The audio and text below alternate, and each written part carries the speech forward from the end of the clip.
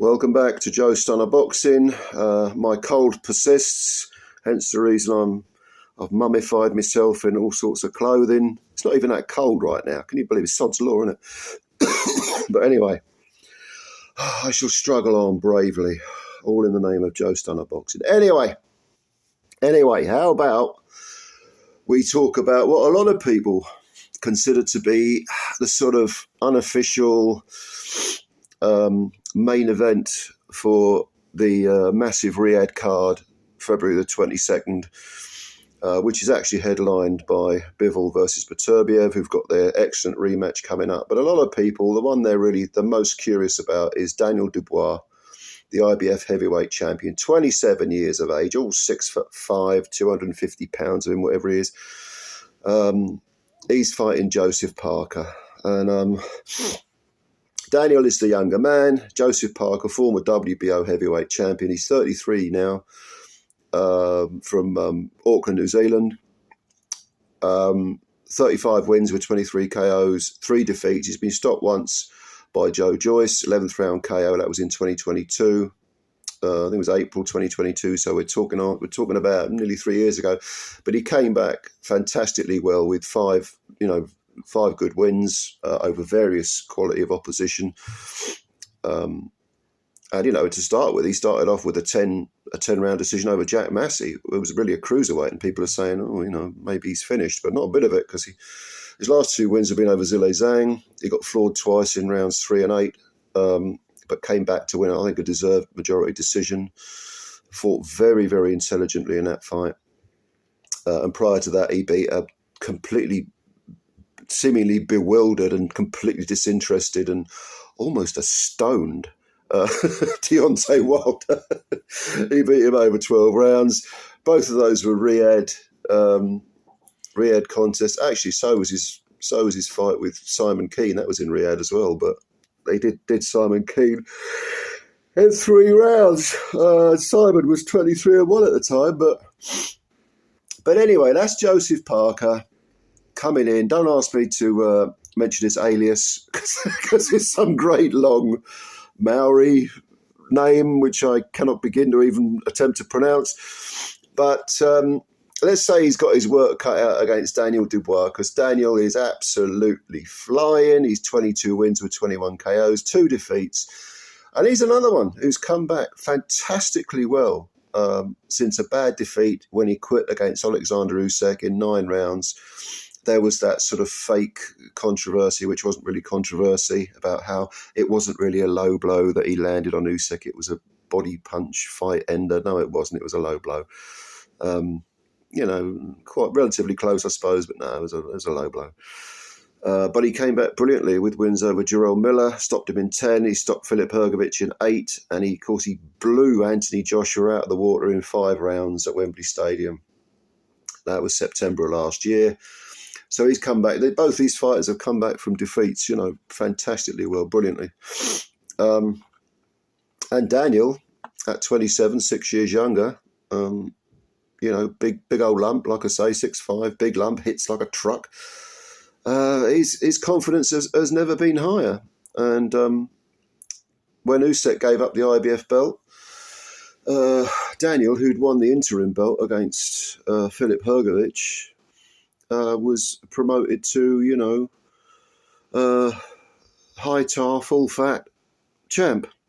So he's got this title. The real world champion is Usyk, of course, but it's a good belt to have. And if he gets through Parker, a rematch with Usyk is what he wants, because he says he feels hard done by. I think Daniel feels whatever Frank Warren and Daniel's dad tell him he thinks, to be honest with you. But am I being a little unkind? Nah, of course I'm not. Perish the thought. So this is a good matchup. Now, if you look at the styles, you've got Daniel Dubois, who is an extremely offensive fighter, front-footed, but he's not a slugger, obviously. He has a ramrod jab, an absolute battering ram of a jab. And I think it was the jab that, from the opening seconds, really discombobulated Joshua, really put Joshua in, made him feel uncomfortable instantly. And off the jab, he hangs. He does what is basically conventional, traditional boxing, which is you once you've got your jab, your rhythm going on your jab, and the accuracy's there, you hang everything off that. You hang your hooks and your crosses off the jab. Basic boxing, really, but he does it very, very well indeed.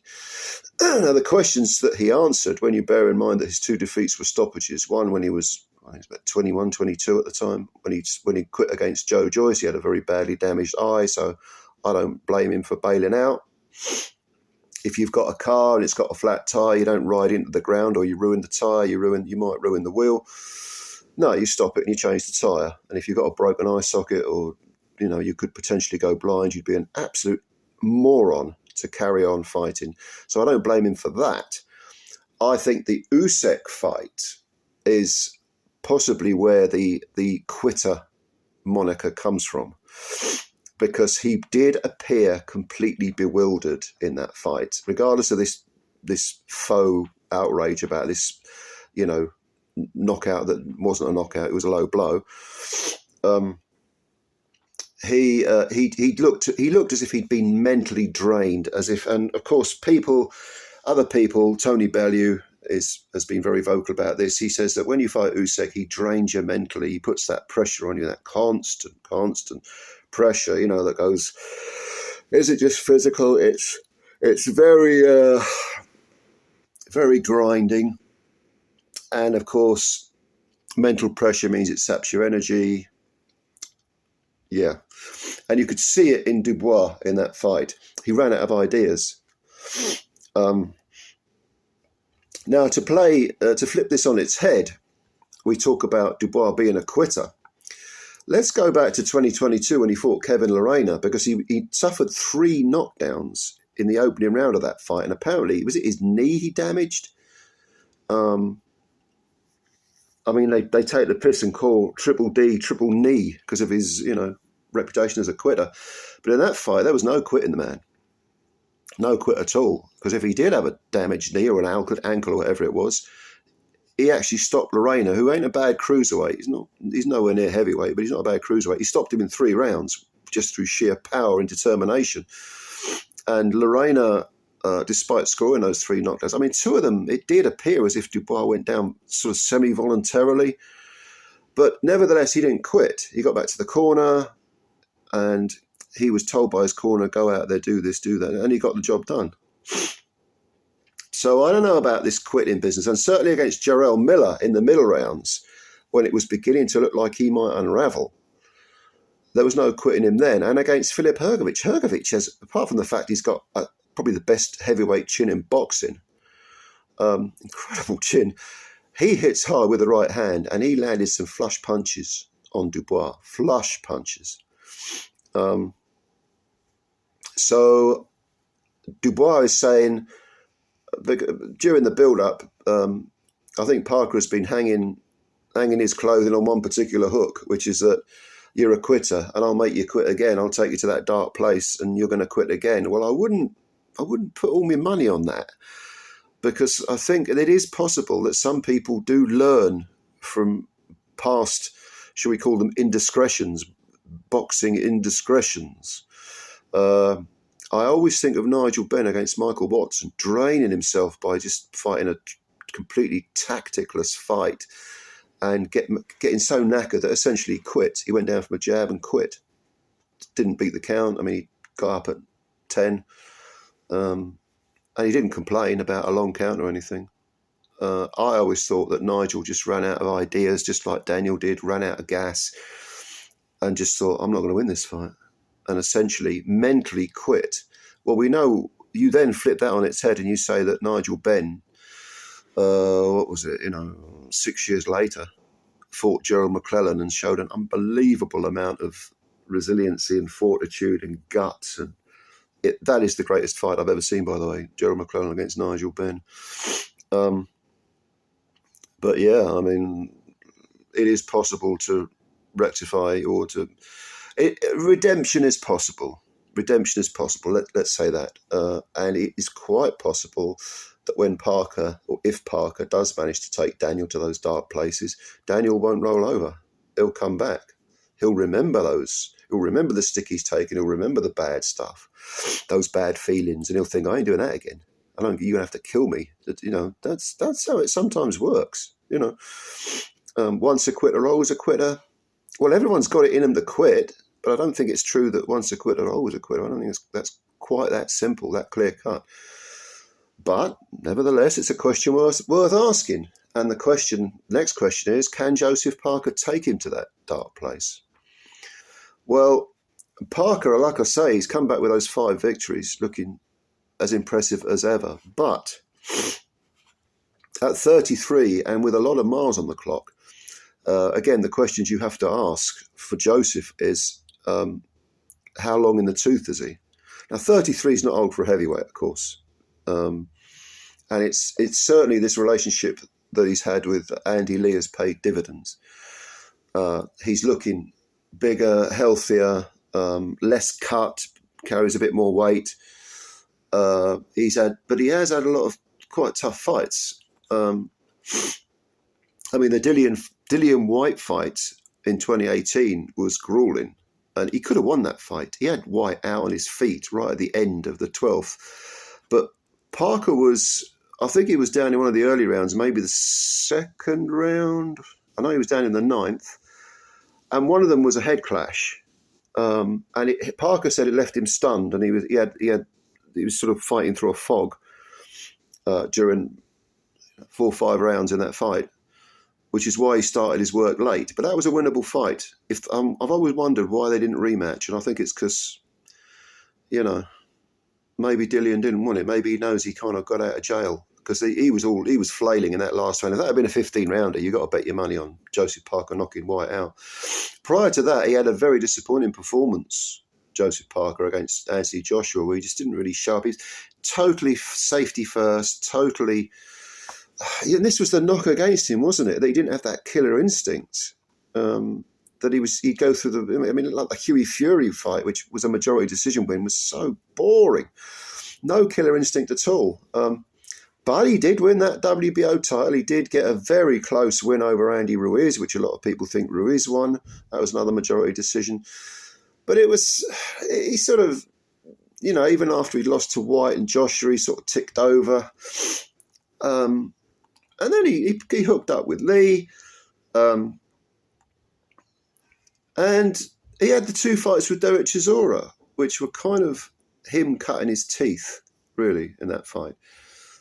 And they were. The first fight was tough. The first fight, some people think Derek won that. Parker was down in the opening seconds of the first round. In the second fight, it was very, very different, because he actually had Derek on the floor 3 times, 4th, 7th, and 8th, something like that. And he thought he was going to knock Derek out at one point. So, I mean, progress had been made from with those. They were successive fights as well. There was nothing in between. He then fought Joe Joyce, got knocked out, and people thought, okay, well, he's been found out. Maybe it's time to walk away. But he's reinvented himself again with the ongoing help of Andy Lee. But here's the thing. If you look, I'm going to play devil's advocate here. If you look at the Deontay Wilder win, which was a good win, it's a unanimous decision. Nevertheless, Wilder just didn't show up. Wilder was just non-existent. I mean, that, very limited, but nevertheless, laser right cross killer wasn't there. It was a guy who's saying, what the fuck? I have no idea. I never will know what Wilder was thinking in that ring. And he more or less kind of gave the fight to Parker. Now, Parker didn't know which Wilder was going to turn up, so let's not knock him. He did his thing.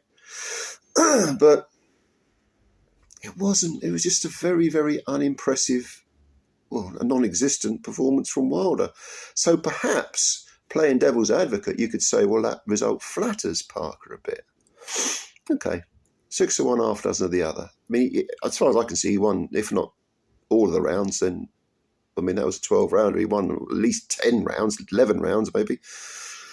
But then he fought Zhang. And the Zhang fight, which was Joseph's last fight, that was in March of last year, so it's nearly a year ago. There were some alarm bells there for me. You can, with a fight like the Wilder fight, you can sort of, go back and forth like a pendulum thinking about it.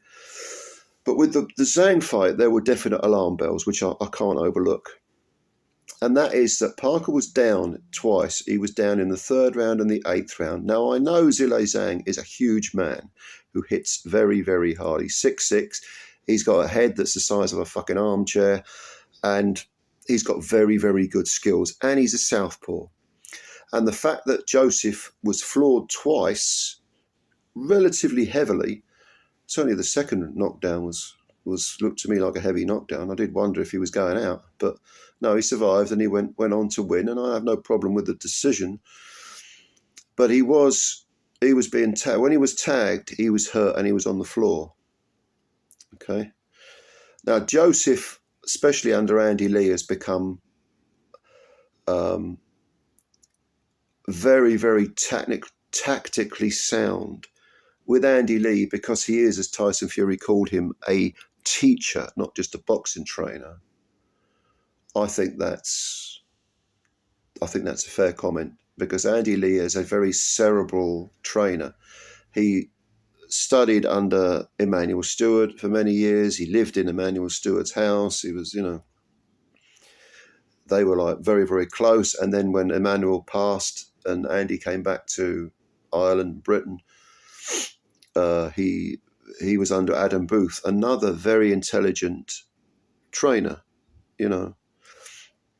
So he's learnt from good people, and he's learned how to regard boxing as, a sort of Western martial art, a discipline. It's not about fighting. It's not called fighting. It's called boxing. And even against Joe Joyce, when Joseph was being beaten up, you could see he was still looking to sort of try and, work out a permutation where he was going to get in, and he just couldn't put a dent in Joyce. And Joyce at the time was absolutely flying. He was, he had that indestructible chin, supposedly, which of course Zhang later lied to. And eventually Joseph got knocked out with a huge left hook. And Joyce at the time was undefeated. He was undefeated in 14. So it wasn't considered a particularly an upset. But Joseph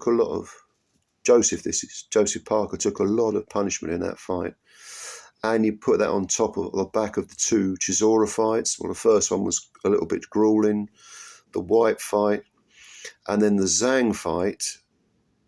Against Zhang, it seemed to me like there was a certain brittleness about Joseph, a certain vulnerability if he was clipped. Now, who's going to win? How's the fight going to go? Well, like I said, Zhang is a southpaw. Joseph is orthodox. Joseph's been out for 10 months. He'll have been out for 10 months.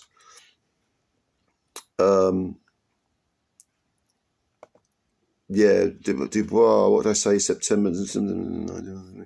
5 months for Dubois out of the ring, coming off, extremely confident, coming off that blitzing of Joshua. Parker out for 10 months. Is that a factor? I would say it probably is. I think momentum, especially for someone especially for either of these guys with their contrasting styles. They're both, I think the momentum is obviously with Dubois, and I think that's important. Dubois is, people have said about him, he is, on some sort of spectrum. Let's be polite about it. And you've got to say, well, why is that? Is that because of the look in his eyes, his way he speaks, his, rather awkward demeanour? Possibly that that can show up like that. Yeah, no problem.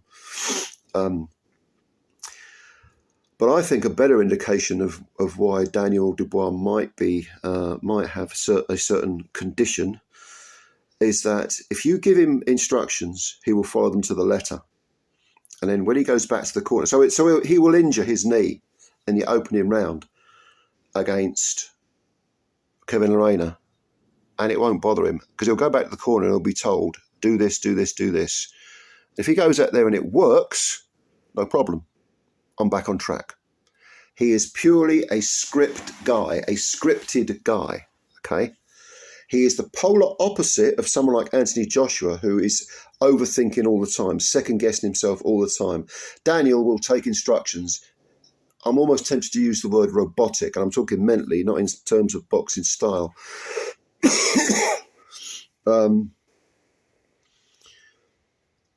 Now, what happens if he goes back to the corner and they say, okay, do this, this and this, he goes out there and it doesn't work?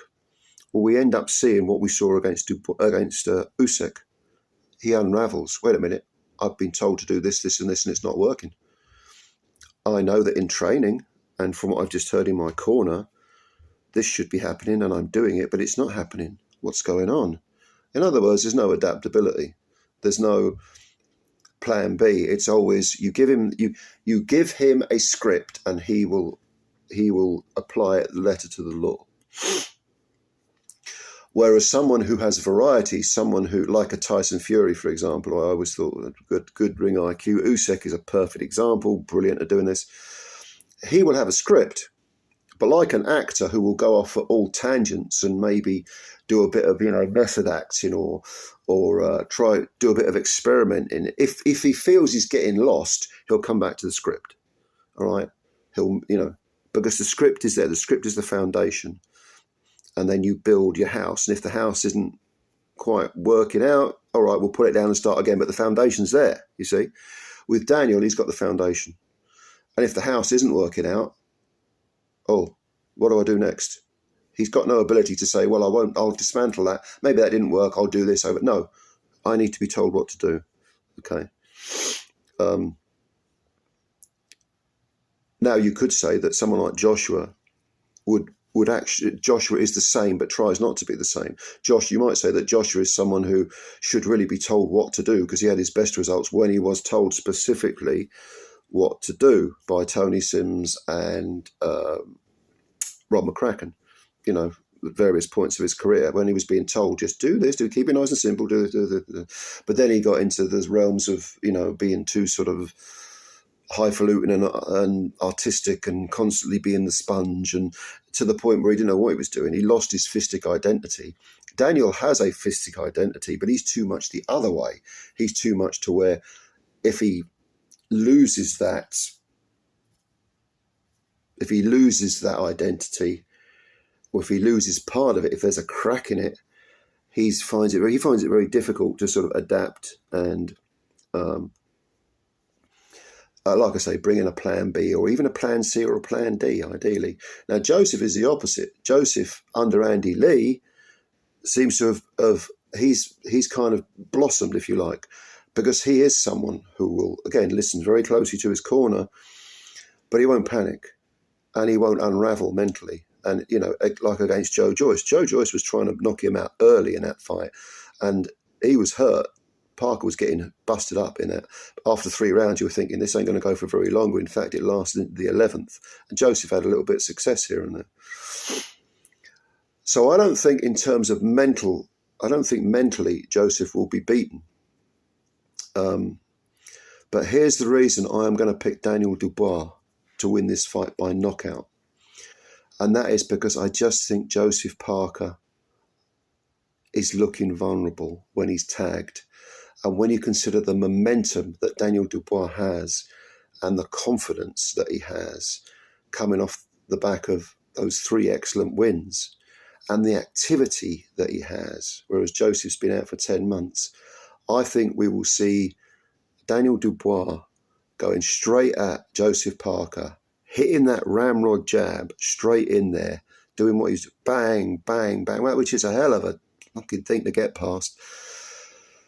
I just think he's going to unnerve's the wrong word. He's going to take Joseph totally out of any comfort zone and prevent him from getting into any comfort zone.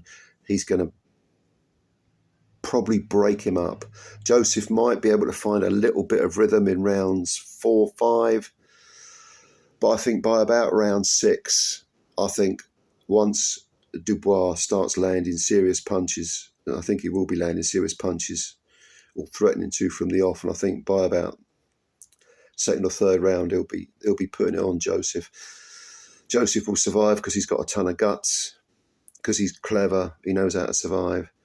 he might be threatening by the middle rounds to come back into the fight, but I can see him taking too many flush punches, one too many, being put on the floor and being eventually stopped by Daniel Dubois. I think Daniel Dubois will win this fight by knockout, either TKO or count out, in about 6 rounds, 6-7 rounds. So yeah, halfway point of the fight, let's say.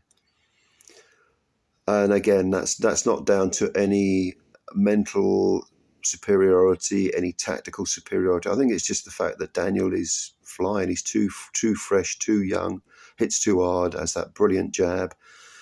If Joseph can get any rhythm going, and defuse the bomb, I wouldn't rule it out. It's possible, but no, I just see Dubois catching him, hurting him, and Joseph not being able to escape into those later rounds. Now, if it does go to the later rounds, we could be talking a different fight. But no, I think Dubois gets him. Middle rounds, 6-7. So Dubois by knockout is my prediction. What do you think? Comments below. You know I was going to say that, didn't you? Comments below. Explain to me why you think Daniel or Joseph is going to win. If you don't agree with me, that's fine. That's no problem at all. I might have it wrong. We all get things wrong, don't we? Right. If we all got these predictions right all the time, we'd all be living in mansions and driving Bugattis, wouldn't we? But I don't even have a driving license. Anyway, I'll catch you later. Looking forward to reading your comments. Subscribe to the channel. Hit the like button if you don't mind. And yeah, nice one. Good fight coming up. See you later. Bye for now.